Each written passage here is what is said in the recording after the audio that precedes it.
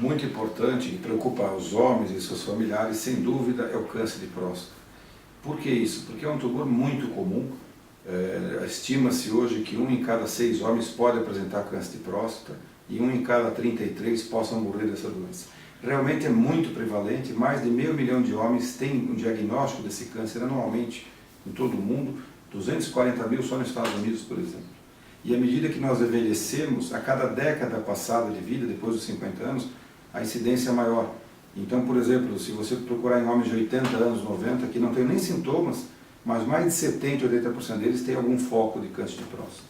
Então, embora seja muito comum e acometa grande parte dos homens, independente de nível social, econômico, cultural, etc., isso gera muita ansiedade. Lembramos que boa parte desses tumores, ou grande parte, não vão trazer grandes problemas para esses pacientes. Então, na verdade, é importante avaliar esses homens e lembramos que existem cânceres de próstata muito agressivos que devem ser tratados e põem a saúde do paciente em risco.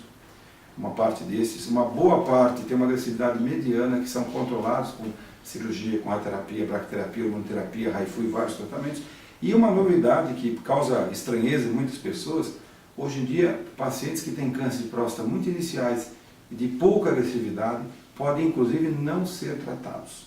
É claro que pode parecer algo absurdo, mas é uma minoria de casos, não são todos os casos, tem que ser muito bem avaliado pelo médico, pelo paciente, os familiares, e não é que não vai ser feito nada. Eu costumo brincar e dizer que dá mais trabalho acompanhar do que tratar, porque o paciente tem que várias vezes no ano fazer exames, comparecer a consultas e observar aquela doença, e se em algum momento ela der sinais que ela está se transformando em algo mais agressivo, o médico vai intervir, vai tratar com as mesmas chances de cura que se tratasse de primeira vez.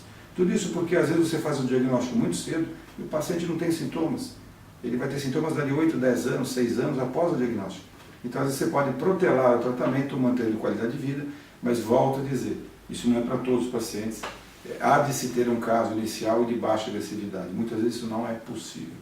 Mas em qualquer cenário que nós tenhamos, é possível curar o câncer de próstata ou pelo menos aumentar a sobrevida dos pacientes.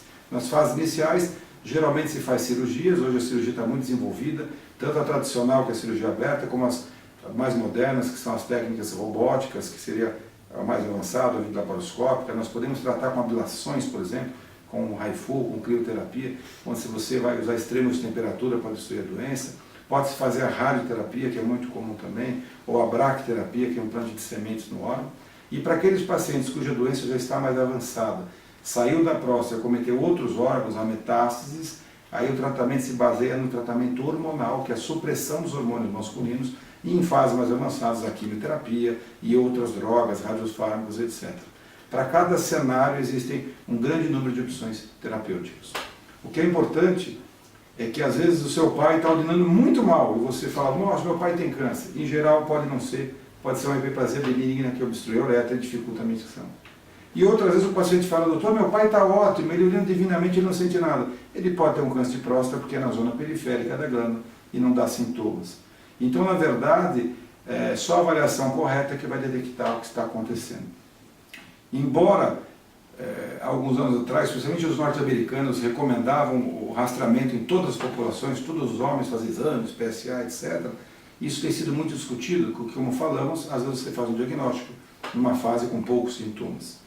Então, o que se discute hoje é que homens dos 55 aos 70 anos deveriam discutir com o seu médico a necessidade, a vantagem ou não de fazer uma avaliação diagnóstica para essa neoplasia.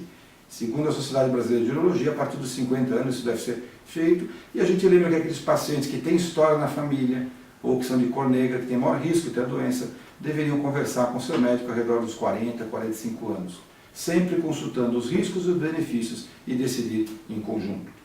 Há várias possibilidades. Segundo dados europeus, se você tem um PSA menor do que 1, por exemplo, talvez só 3% dos homens vão ter o câncer de próstata daqui a 8 anos.